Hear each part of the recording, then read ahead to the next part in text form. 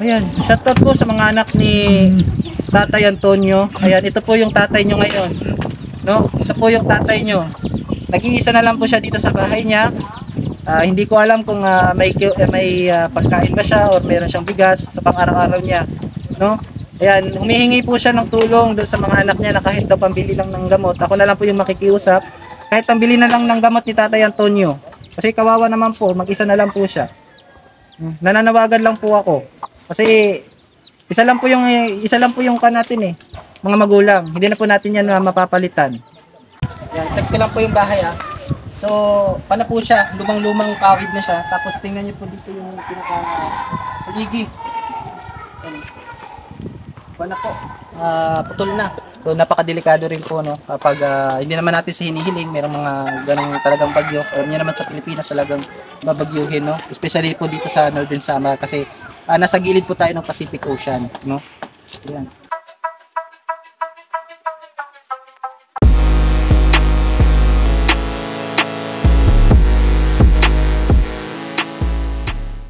Kaya po mga kalingap, mga kapartners, welcome back po sa ating YouTube channel. Siyempre, nagbabalik po yung tagapaglingkod na si Boy Tabang. At siyempre, kasama ko na naman, walang iba, yung ating team grind na grupo sa The Green Team Maraydon. Siyempre, sa pamumuno po yan ni Boy Tabang. At siyempre, Yansky TV, Kiribut Galusa.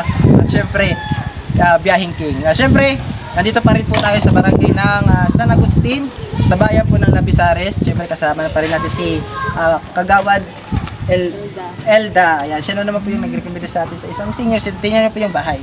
Ayan, nasa likod na po natin siya. So, ngayon po, tatanungin natin at syempre kung ano yung magagawa natin ng paraan upang makapagtulong at makapag-share ng blessing sa kanya. At alamin natin yung sitwasyon kung saan tayo pwedeng tumulong, no? Ayan, shoutout po pala sa ating mga viewers dyan at syempre sa mga nanonood ngayon sa ating premiere. Thank you so much.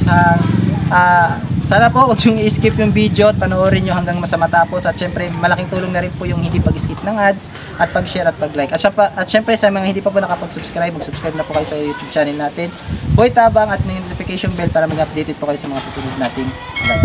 So ayan, huwag na po natin patagalin and let's go. Ano po mga partners, tara na po at bisitahin natin si tatay. Tingnan niyo po yung bahay niya. Yan, text ko lang po yung bahay So, paano po siya? Lumang-lumang kawid na siya. Tapos tingnan niyo po dito yung pinaka-haligi. Paano po? Putol na. So, napakadelikado rin po, no? Kapag hindi naman natin sa hinihiling, mayroong mga ganong talagang bagyo. Alam niyo naman sa Pilipinas talagang babagyuhin, no? Especially po dito sa Northern Samar kasi nasa gilid po tayo ng Pacific Ocean, no? Yan. So, ayan.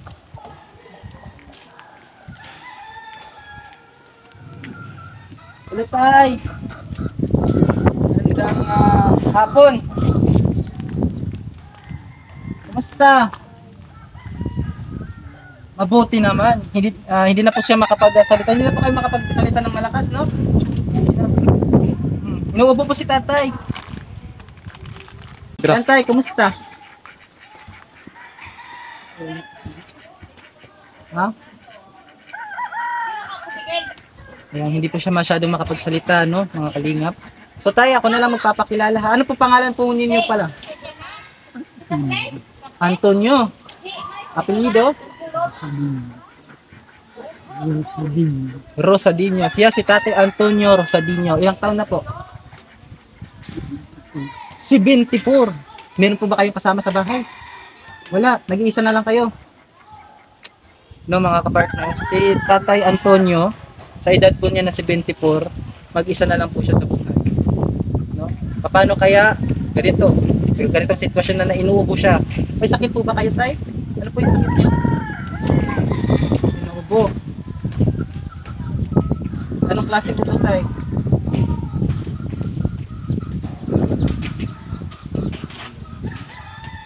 Ito yung lalamunan niya. Kumain ka na ba? Kumain ka na? Okay ba? So, hindi po natin masyadong alam yung sitwasyon ni Tatay, pero alamin po natin yan, no? Nasa kaya si Kagawad? Pakitawag kay Kagawad? Maya siya, sige. So, ayan Tatay, no? Magpapakilala kami.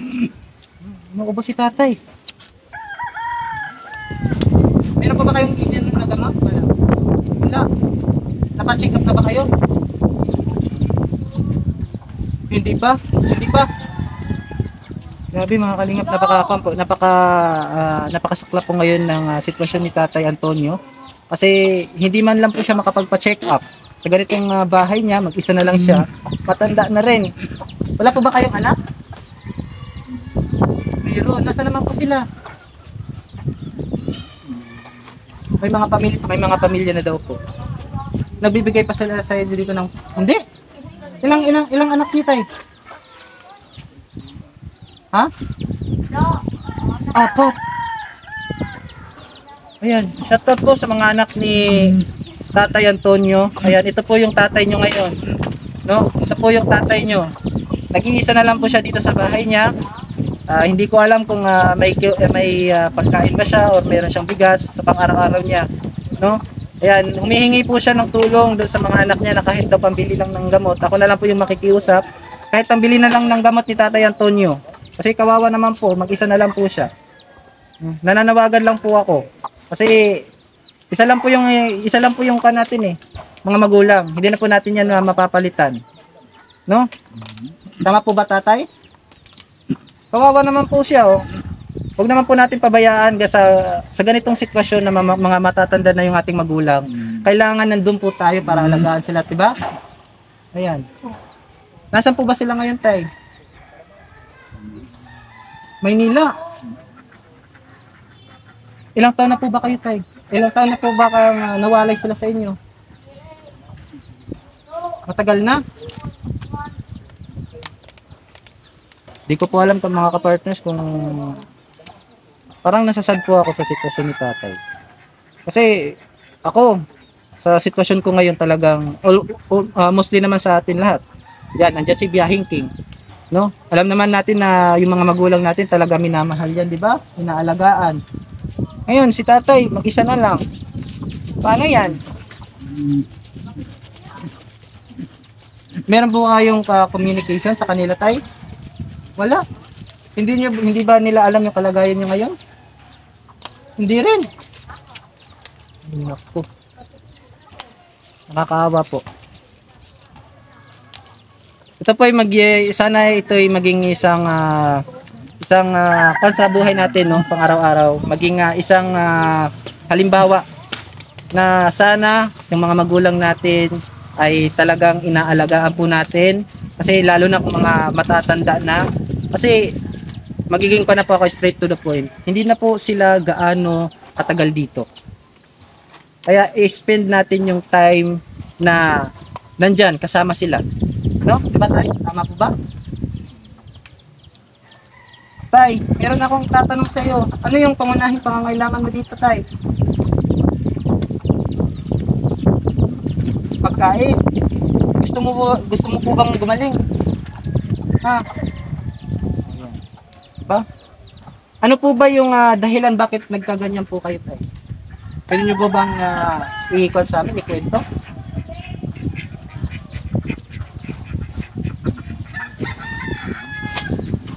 Iniwalayan ka ng asawa mo.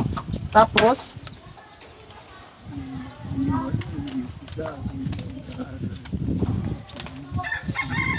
ikaw yung nagpa-aral ng mga anak mo dati. Tapos, kinuha sa'yo. Ay, ganun pala yung nangyari. So, ito po ay based doon sa mga sinabi ni Tatay na nagkaganito daw yung kanyang kalagayan simula daw nung iniwan siya ng kanyang asawa. Tapos, nakuha sa'yo dito yung mga anak mo na naiwan. Tapos, kinuha daw ng kanyang asawa ng basta-basta lang. Wala ka po bang naging reaksyon nun, Tay? Meron po ba kayong hindi pagkakaintindihan ng asawa mo? Meron. Okay, hindi na po tayo pwedeng manghimasok doon. Pero, I wish, no, kahit sana lang naman, bigyan sa mga anak po ni Tatay Antonio, bigyan niyo naman po ng pansin yung inyong tatay. Kasi napaka kawawa niya. No? So Tatay, kalito yung mga charity vlogger. No? Kaya po dito sa barangay nyo, alam niyo naman na kanina pa kami ikot ng ikot, pero dahil kami mga nakatulungan. So bali, isa kasi inirekomenda rin ni Kagawad Elda. So shoutout po kay Kagawad Elda, thank you so much, no. pasensya na kung nadisturbo namin yung pag mamanicure mo kanina. Yan, pero talaga sabi daw ni Kagawad Elda is trabaho talaga niya yun. Kasi siya yung talagang head ng health dito sa kanilang barangay. So, thank you so much sa lahat ng barangay official dito sa barangay ng San Agustin. Ayan, maraming salamat po sa pag-welcome po sa amin. Ayan tatay, hindi ko po alam kung saan po ako pwede makatulong, pero alam ko naman po sa sitwasyon nyo na kailangan nyo po ng gamot para din sa ubo nyo, di ba? At syempre, kailangan nyo din ng pagkain. Meron po ba kayong income dito? Wala. Saan naman po kayo kumukuha ng pagkain pang araw-araw?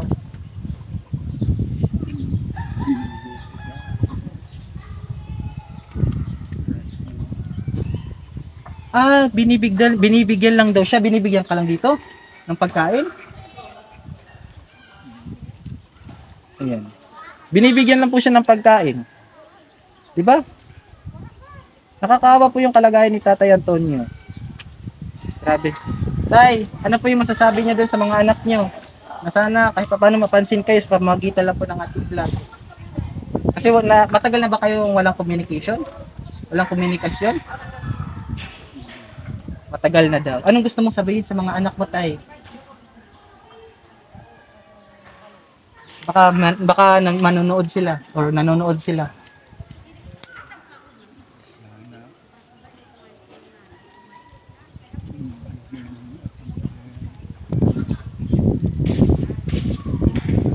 Sana mabigyan ka naman nila. Yan, humihingi po ng tulong si Tatay Antonio. No? Sa mga viewers po natin, sana matulungan. Tingnan niyo po, inuubo si Tatay Antonio. Oh, di ba?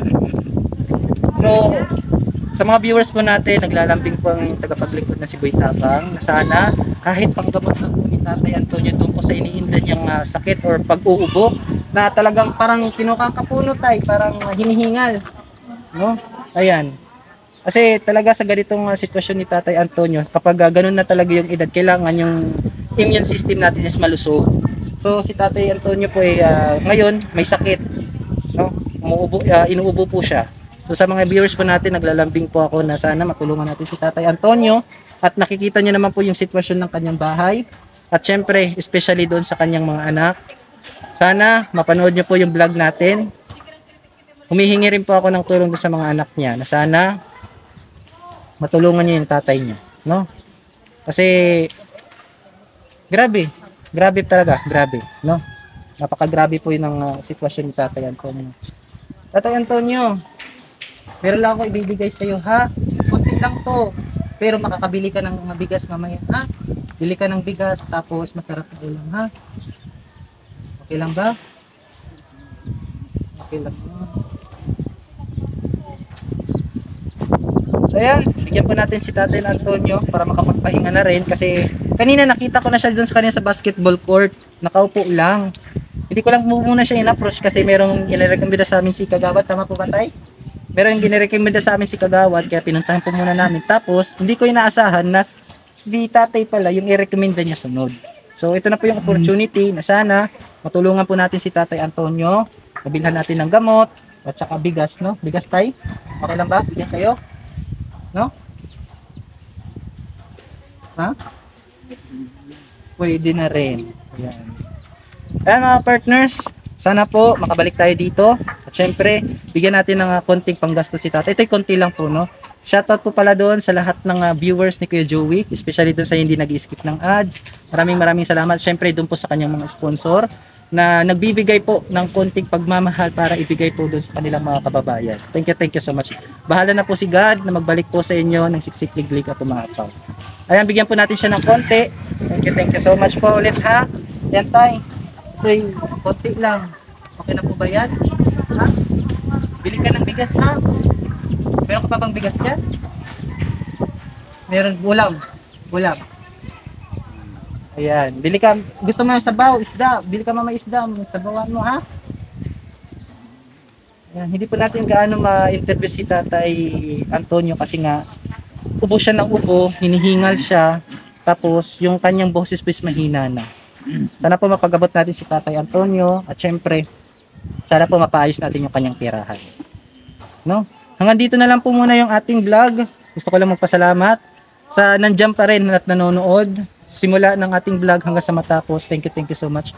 Pa-like and share naman po ng ating vlog ngayon para kahit paano yung vlog natin kay Tatay Rogelio mapunta doon o mapanood ng kanyang mga anak at para mapansin yung kanilang tatay, no?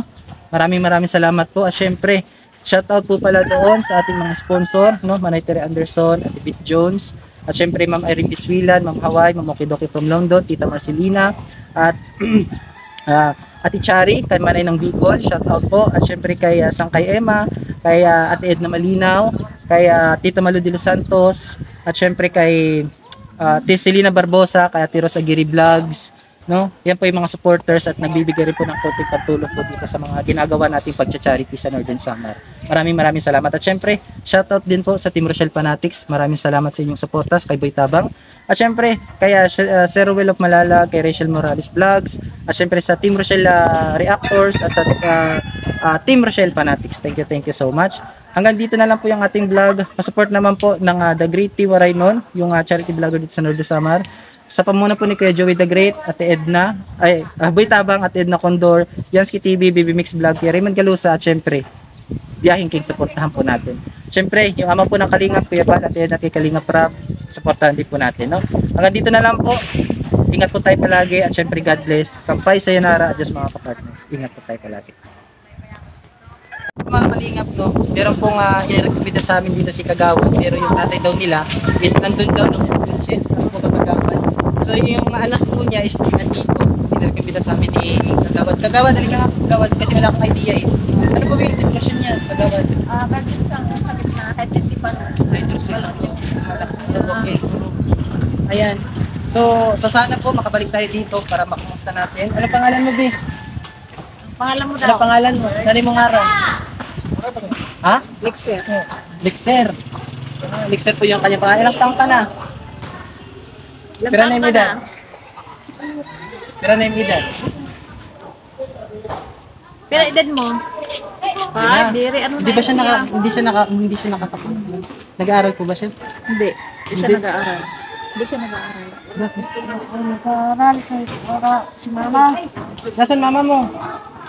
Sa Manila. Trabaho. Ayan. Ayan mga kapartners, sana po mabalikan natin si Lixer. No, mabalikan po natin siya tapos doon po magtuloy-tuloy yung kwentuhan natin, no? Ayan, Lixer, pakibigay ito kay papa mo, ha? Ha? Bigay mo kay papa mo, ha? Shoutout po. Ayan, yan po yung bonus clip natin. Siyempre, uwi na po tayo. Thank you so much kay Kagawad Elda. Thank you so much Kagawad. Siyempre, kayo po sa BHW, yung president ng senior citizen. Siyempre, kay Kapitan. Sa pag-welcome po dito sa barangay nila, sa barangay San Agustin, Labisares, Northern Samar. Ayaw po makabalik kami dito. Okay? Ayan. Ayan. So, I wish na makabalik tayo at mabisita po natin yung ating mga beneficiary dito na may dalang mga magagandang balita para sa kanila. Hanggang dito na lang po yung ating vlog. Ingat po tayo palagi. God bless po.